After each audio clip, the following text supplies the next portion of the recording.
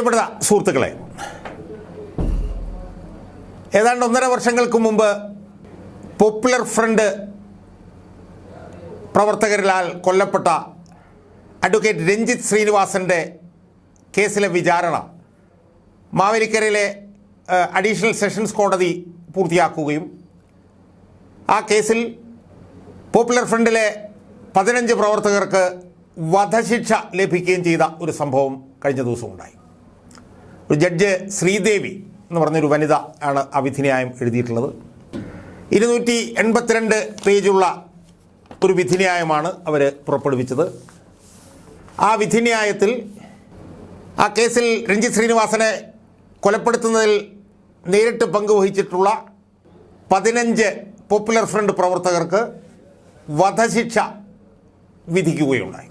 ഈ വധശിക്ഷ വിധിച്ച ഈ സംഭവം വലിയ തോതിലുള്ള ചർച്ചകൾക്ക് ഇടവരുത്തിയിട്ടുണ്ട് എന്ന് പറയാതെ വയ്യ. കാരണം ഇത്രയും പേർക്ക് ഒരുമിച്ച് വധശിക്ഷ നൽകുന്ന ഒരു കേസ് അടുത്ത കാലത്തെങ്ങും ഇന്ത്യയുടെ നിയമ ചരിത്രത്തിൽ അല്ലെങ്കിൽ കോടതി ചരിത്രത്തിൽ ഉണ്ടായി കാണും എന്ന് തോന്നുന്നില്ല.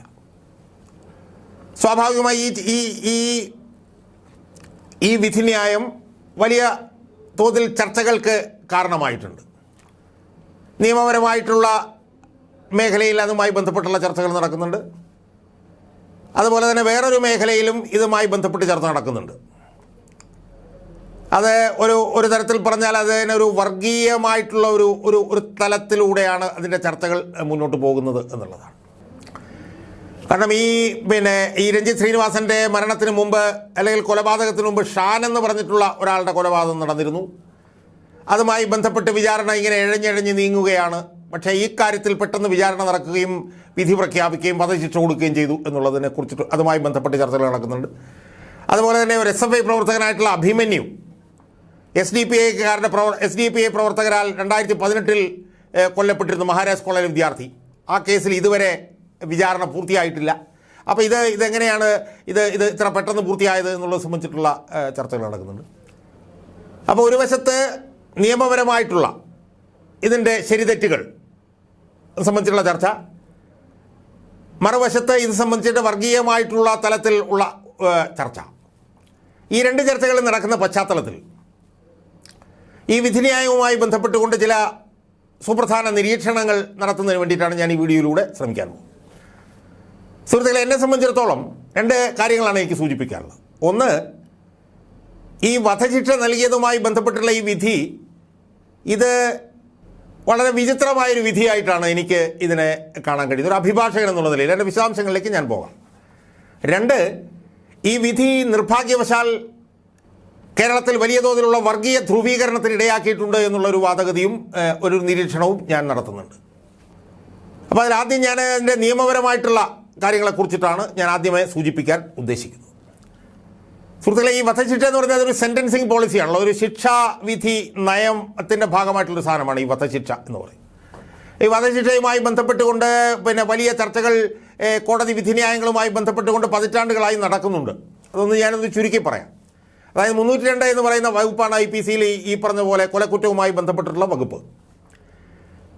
ഏതാണ്ട് 80കളുടെയൊക്കെ തുടക്കം വരെ 302 എന്ന് പറഞ്ഞ വകുപ്പിൻ്റെ അടിസ്ഥാനത്തിൽ വിചാരണ നടക്കുകയും ഒരാൾ കൊലക്കുറ്റം ചെയ്തു എന്ന് തെളിയിക്കപ്പെടുകയും ചെയ്തു കഴിഞ്ഞാൽ അന്ന് റൂൾ എന്ന് പറയുന്നത് വധശിക്ഷ, ക്യാപിറ്റൽ പണിഷ്മെൻ്റ് ആയിരുന്നു. അതായത് 302 പ്രകാരം കോടതിയിൽ വാദപ്രതിവാദങ്ങൾ നടന്നതിന് ശേഷം ഒരാൾ കൊലക്കുറ്റം നടത്തി, ഒരാൾ കൊലപാതകം നടത്തിയെന്ന് തെളിയിക്കപ്പെട്ടാൽ ഏതാണ്ട് 80കളുടെ തുടക്കം വരെ ആ കൊലക്കുറ്റം നടത്തിയ തെളിയിക്കപ്പെടുന്ന ആളെ തൂക്കിക്കൊല്ലുക എന്നുള്ളതായിരുന്നു. അതായത് ക്യാപിറ്റൽ പണിഷ്മെൻ്റ് ആയിരുന്നു റൂള്. ലൈഫ് ഇംപ്രിസൺഡ് എന്ന് പറയുന്നത് എക്സെപ്ഷൻ ആയിരുന്നു. നിയമം മറ്റേതായിരുന്നു, മറ്റേത് എക്സെപ്ഷനായിരുന്നു. എന്നാൽ അതിനുശേഷം ഞാൻ അതിൻ്റെ കേസ് ലോസിൻ്റെ പേരുകളൊന്നും ഞാൻ പറയുന്നില്ല, അതിന് ഇവിടെ പ്രസക്തിയില്ല.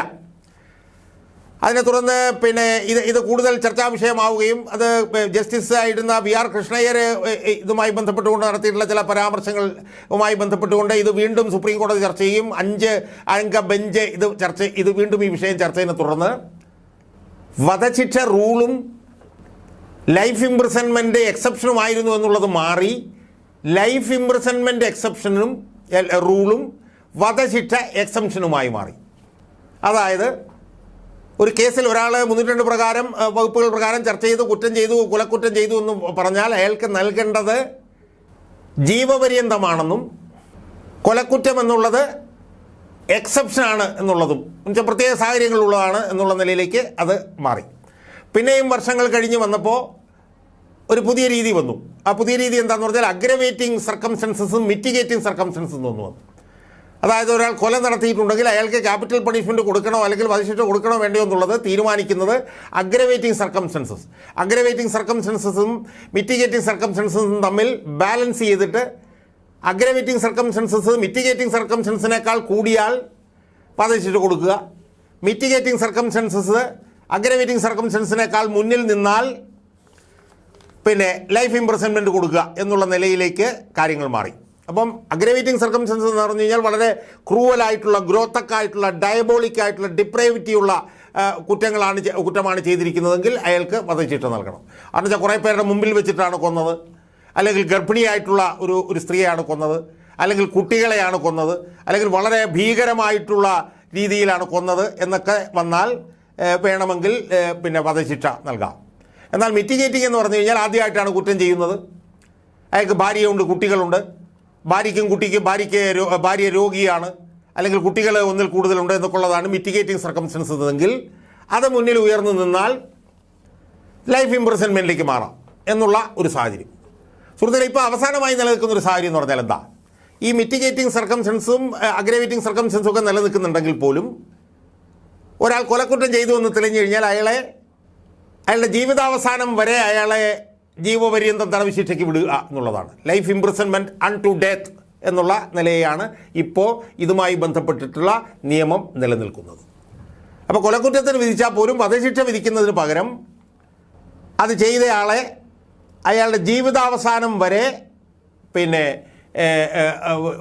ജീവപര്യന്തം തടവിന് ശിക്ഷിക്കുക എന്നുള്ളതാണ് ഇപ്പോൾ നിലനിൽക്കുന്ന നിയമം.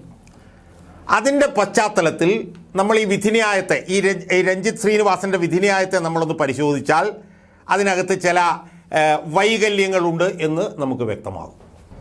കാരണം ഈ വിധിന്യായത്തിൽ പറയുന്നത് 15 പേർക്കും വധശിക്ഷ നൽകണമെന്നാണ് പറയുന്നത്.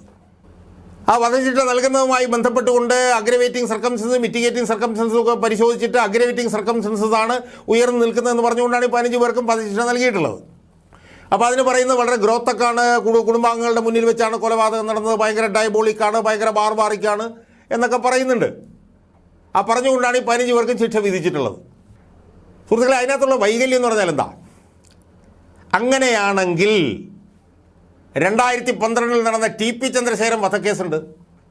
ആ ടി.പി. ചന്ദ്രശേഖരൻ വധക്കേസിൽ ടി.പി. ചന്ദ്രശേഖരൻ്റെ മുഖത്തായിരുന്നു 51 വെട്ടുവെട്ടിയത്. എനിക്ക് ഓർമ്മയുണ്ട്, ഞാൻ ടി.പി. ചന്ദ്രശേഖരൻ്റെ മുഖം പോയി കണ്ടയാളാണ്. ആ ടി.പി. ചന്ദ്രശേഖരൻ്റെ മുഖം ഒരു ഷേപ്പിലാക്കാൻ പോലും ഏതാണ്ട് 2-3 മണിക്കൂർ ഡോക്ടർമാർ ബുദ്ധിമുട്ടി തുന്നിക്കെട്ടിയിട്ടാണ് ടി.പി. ചന്ദ്രശേഖരൻ്റെ മുഖം പോലും ഒരു ഷേപ്പിലാക്കിയത് എന്നാണ് അന്ന് എനിക്ക് മനസ്സിലാക്കാൻ കഴിഞ്ഞത്. അപ്പോൾ ടി.പി. ചന്ദ്രശേഖരൻ്റെ മുഖത്ത് 51 വെട്ടി കൊന്നത് പിന്നെ അത് ഗ്രോത്തക്കും ഡയബോളിക്കും ബാർബാറിക്കും ഒക്കെ ആയിരുന്നില്ലേ സുഹൃത്തുക്കളെ? അങ്ങനെ ആയിരുന്നെങ്കിൽ ടി.പി. ചന്ദ്രശേഖരൻ വധക്കേസിലെ പ്രതികൾക്ക് പിന്നെ വധശിക്ഷ നൽകേണ്ടതായിരുന്നില്ലേ? അപ്പം ഞാൻ പറയട്ടെ, ഇപ്പോൾ ടി.പി. ചന്ദ്രശേഖരൻ വധക്കേസിൽ ആ കൊലപാതകം എത്ര ഗുരുതരമായിട്ടുള്ളൊരു സംഭവമായിരുന്നു എന്ന് ആ വിധിന്യായത്തിൽ പറയുന്നത് ഞാനൊന്ന് വായിച്ച് കേൾപ്പിക്കാം നിങ്ങളെ. ആ വിധിന്യായത്തിലെ 824-ാമത്തെ പാരഗ്രാഫിൽ പറയുന്നത് എന്താണെന്നറിയോ? The murder in this case was cold blooded, pre planned and brutal എന്നാണ് പറയുന്നത്. The motive of the crime was not any personal enmity എന്ന് പറഞ്ഞാൽ വ്യക്തിവൈരാഗ്യമൊന്നും ഉണ്ടായിരുന്നില്ല. The manner in which the murder was committed reveals extreme depravity, ഏറ്റവും വലിയ ക്രൂരത. The action of the accused not only was inhuman but ruthless and barbaric. അതായത് TP. ചന്ദ്രശേഖരൻ്റെ കൊലപാതകം inhuman ആയിരുന്നു, മനുഷ്യത്വരഹിതമായിരുന്നു, അത് റൂത്ത്ലെസ് ആയിരുന്നു, അത് ബാർബാറിക് ആയിരുന്നു. It shocks not only the judicial conscience but the collective conscience of the society. അതായത് ജുഡീഷ്യറിയുടെ മനസാക്ഷിയെ മാത്രമല്ല, സമൂഹ മനസാക്ഷി ആകെ ഞെട്ടിച്ച ബ്രൂട്ടലും ഗ്രോത്തക്കും ഗ്രൂസമും ബാർബാറിക്കുമായിട്ടുള്ള കൊലപാതകമായിരുന്നു ടി.പി. ചന്ദ്രശേഖരൻ്റെ കൊലപാതകം എന്നാണ് ആ വിധിന്യായത്തിൽ പറഞ്ഞിരുന്നത്. എന്നിട്ട് പോലും ടി.പി. ചന്ദ്രശേഖരൻ്റെ കൊല ചെയ്തവരെ ജീവപര്യന്തത്തിന് വിടുകയാണ് കോടതി ചെയ്തത്. അവർക്ക് കൊലക്കുറ്റമല്ല നൽകിയത്. അത് ടി.പി. ചന്ദ്രശേഖരൻ്റെ കാര്യം. ഇനി അതിനു മുമ്പ് പിന്നെ അരിയിൽ ഷുക്കൂർ എന്ന് പറഞ്ഞ ചെറുപ്പക്കാരനെ 200 പേര് നോക്കി നിൽക്കുകയാണ് വെട്ടിക്കൊന്നത്. അതിൻ്റെ പ്രതികൾക്കും പിന്നെ വധശിക്ഷ ലഭിച്ചിട്ടില്ല. ഇത് ഗ്രൂസമായിരുന്നു, ഇത് ബാർബാളിക്കായിരുന്നു, ഡയബോളിക്കായിരുന്നു എന്നുള്ള കാര്യത്തിൽ എന്നൊരു തർക്കമൊന്നുമില്ല. കാരണം കുടുംബാംഗങ്ങളുടെ മുന്നിലിട്ടാണ് കൊന്നത്. പക്ഷേ ഇതിനേക്കാൾ ക്രൂവലും ഗ്രോത്തക്കും ഗ്രൂസമും ബാർബാറിക്കുമായിട്ടുള്ള കേസുകളിൽ പോലും കോടതികൾ വധശിക്ഷ നൽകിയിട്ടില്ല എന്നുള്ളതൊരു വസ്തുതയല്ലേ സുഹൃത്തുക്കളെ? എത്രയോ കേസുകൾ. ഞാൻ ചോദിക്കുന്നത്, കണ്ണൂർ എത്രയോ RSSകാരെയും എത്രയോ ഈ പറഞ്ഞതുപോലെ പിന്നെ CPMകാരും എത്രയോ പേര്, നൂറുകണക്കിന് ആളുകൾ അവിടെ കൊല്ലപ്പെട്ടിട്ടുണ്ട്. എത്ര കേസിലാണ് വധശിക്ഷ കൊടുത്തിട്ടുള്ളത്?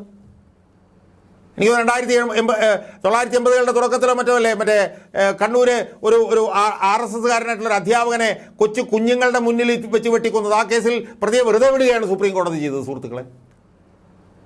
വേണ്ട 400-500 കൊലപാതകങ്ങൾ കണ്ണൂർ നടന്നിട്ടുണ്ട്, CPMകാരും RSSകാരും തമ്മിൽ. അതിലൊന്നും തന്നെ ഈ പറഞ്ഞതുപോലെ വധശിക്ഷ കിട്ടിയത് നമ്മൾ കണ്ടിട്ടില്ല. TP ചന്ദ്രശേഖരൻ്റെ വധക്കേസ് രഞ്ജിത്ത് ശ്രീനിവാസൻ്റെ വധത്തിനേക്കാൾ കൂടുതൽ ക്രൂവലായിരുന്നു, ബാർബാറിക്കായിരുന്നു എന്നാണ് കോടതി പറഞ്ഞിട്ടുള്ളത്. അവിടെ പോലും വധശിക്ഷ നൽകാത്തിടത്ത് ഇവിടെ ഈ കേസിൽ ഈ കൊലപാതകം നടത്തിയ 15 പേർക്കും വധശിക്ഷ നൽകുമ്പോൾ അത് വിചിത്രമാണെന്ന് തോന്നുക സ്വാഭാവികമല്ലേ? അപ്പോൾ അതിൻ്റെ പശ്ചാത്തലത്തിലാണ് വർഗീയമായിട്ട് ഇത് ചിന്തിക്കുന്നതിന് ആളുകളെ പ്രേരിപ്പിക്കുന്നത്. അപ്പോൾ ഇതുപോലുള്ള കാര്യങ്ങൾ കോടതി പരിശോധിക്കേണ്ടതല്ലായിരുന്നു? ഇങ്ങനൊരു വിധിന്യായം വരുമ്പോൾ അത് വർഗീയ ധ്രുവീകരണത്തിന് ഇടയാക്കുമെന്ന് കോടതി ചിന്തിക്കേണ്ടതല്ലായിരുന്നു? കോടതി സുപ്രീം കോടതി വിധിന്യായങ്ങളൊക്കെ എടുത്ത് വായിച്ചു നോക്കേണ്ടതല്ലായിരുന്നോ? കൊലക്കുറ്റവുമായി ബന്ധപ്പെട്ടുകൊണ്ട് ഇപ്പം നിലനിൽക്കുന്ന സാഹചര്യങ്ങൾ എന്താണെന്നുള്ളത് സംബന്ധിച്ച് തീക്ഷ്ണമായിട്ട് പഠിച്ചതിന് ശേഷം വേണ്ടിയിരുന്നില്ലേ മാവേലിക്കര കോടതി ഇങ്ങനെ 15 പേർക്ക് വധശിക്ഷ നൽകുന്ന ഒരു വിധിന്യായം പ്രഖ്യാപിക്കാൻ? ഇപ്പോൾ എന്താ സംഭവിച്ചത്? ഇപ്പോൾ വലിയ തോതിൽ വർഗീയ ധ്രുവീകരണത്തിന് ഇടയാക്കിയിരിക്കില്ലേ? രഞ്ജിത്ത് ശ്രീനിവാസൻ്റെ കേസിൽ വധശിക്ഷ കൊടുത്തു, എന്നാൽ ഷാനിൻ്റെ കേസ് എന്താണ് തെളിയിക്കപ്പെടാത്തത്? അതിൻ്റെ വിചാരണ എന്താണ് നടക്കാത്തത്? അതിലെന്തുകൊണ്ടാണ് ജാമ്യം കിട്ടുന്നത്? അതിലെന്തുകൊണ്ടാണ് പ്രോസിക്യൂട്ടറെ മാറ്റിയത്? അഭിമന്യുവിൻ്റെ കേസിൽ എന്താണ് തീർപ്പുണ്ടാകാത്തത്? രഞ്ജിത്ത് ശ്രീനിവാസൻ്റെ കേസിലെ പ്രോസിക്യൂഷൻ കംപ്ലീറ്റ് BJPയുമായി ബന്ധപ്പെട്ടവരായിരുന്നല്ലോ. ആ കേസ് 1.5 വർഷമായി കൊണ്ട് പെട്ടെന്ന് തീർന്നല്ലോ എന്ന് വിമർശകർ വാദമുന്നയിക്കാൻ ഈ വിധി കാരണമായില്ലേ സുഹൃത്തുക്കളെ? അപ്പോൾ അതുകൊണ്ട് ജുഡീഷ്യറിയെ സംബന്ധിച്ചിടത്തോളം അവരെ വിധിന്യായങ്ങൾ പ്രഖ്യാപിക്കുന്നതിന് മുമ്പ് ഇതുമായി ബന്ധപ്പെട്ടുകൊണ്ട് ഉന്നതമായിട്ടുള്ള കോടതികൾ എടുത്തിട്ടുള്ള നിലപാടുകൾ എന്താണ്, ഉന്നതമായിട്ടുള്ള കോടതികളിൽ വന്നിട്ടുള്ള വിധിന്യായങ്ങൾ എന്താണ് എന്ന് കൂലങ്കഷമായി വായിച്ച് പഠിച്ച് മനസ്സിലാക്കുകയും സമൂഹത്തിൽ വർഗീയ ചേരിതിരിവ് ഉണ്ടാകാതിരിക്കുന്നതിനുമുള്ള മുൻകരുതലുകൾ എടുത്തില്ലെങ്കിൽ ഇപ്പോൾ ഈ കാര്യത്തിൽ സംഭവിച്ചതുപോലെ വിധിന്യായങ്ങൾ വർഗീയ ധ്രുവീകരണത്തിനിടയാക്കും എന്നുള്ള ഒരു ബോധ്യം ജുഡീഷ്യറിക്ക് ഉണ്ടാകേണ്ടത് അനിവാര്യമാണ് എന്നാണ് ഈ വിധിന്യായം സൂചിപ്പിക്കുന്നത്. ഈ വിധിന്യായം നിലനിൽക്കാൻ പോകുന്നൊരു വിധിന്യായമാണെന്ന് ഞാൻ ഒരിക്കലും വിശ്വസിക്കുന്നില്ല. ഇത് മേൽക്കോടതികളിലേക്ക് പോകുമ്പോൾ തള്ളപ്പെടാനുള്ള സാധ്യതയാണ് 99% എന്നാണ് എനിക്ക് സൂചിപ്പിക്കാനുള്ളത്. കൊലക്കേസുകളിൽ കൊല ചെയ്തു എന്ന് തീരുമാനിച്ചാൽ പോലും ലൈഫ് ഇംപ്രിസൺമെൻറ്റ് അൺടു ഡെത്ത് എന്നുള്ളതാണ് ഇപ്പോൾ നിയമം എന്ന് ഈ ജഡ്ജി മനസ്സിലാക്കേണ്ടതായിരുന്നു. കൊലക്കേസിൽ കൊല ചെയ്തു എന്ന് തെളിഞ്ഞാൽ പോലും ജീവിതാവസാനം വരെ ജീവപര്യന്തം എന്നുള്ളതാണ് നിയമമെന്ന് മനസ്സിലാക്കാൻ ഈ ജഡ്ജിക്ക് കഴിയാതെ പോയി എന്നുള്ളത് ഒരു ന്യൂനതയും വീഴ്ചയുമാണ് എന്നാണ് എനിക്ക് സൂചിപ്പിക്കാനുള്ളത്. എന്ന് മാത്രമല്ല, ഇതുപോലെയുള്ള വിധിന്യായങ്ങൾ സമൂഹത്തിൽ വർഗീയ ധ്രുവീകരണത്തിനും വർഗീയ ചേരിതിരിവിനും ഇടയാക്കുമെന്നുള്ള ഒരു ബോധ്യവും ഈ മാവേലിക്കരയിലെ ഈ വിധി പ്രഖ്യാപിച്ചിട്ടുള്ള ജഡ്ജിക്ക് ഉണ്ടാകാതെ പോയതിൻ്റെ പശ്ചാത്തലത്തിലാണ് ഈ രഞ്ജിത്ത് ശ്രീനിവാസൻ്റെ കേസിൽ 15 പേർക്ക് കൊലക്കുറ്റം വിധിച്ച ഈ ജഡ്ജിയുടെ ഈ വിധിന്യായം വിചിത്രമായ ഒരു വിധിന്യായമാണ് എന്ന് പറയേണ്ടി വരുന്നത് എന്നാണ് എനിക്ക് ഒരു അഭിഭാഷകൻ എന്നുള്ള നിലയിൽ എനിക്ക് സൂചിപ്പിക്കാനുള്ളത്.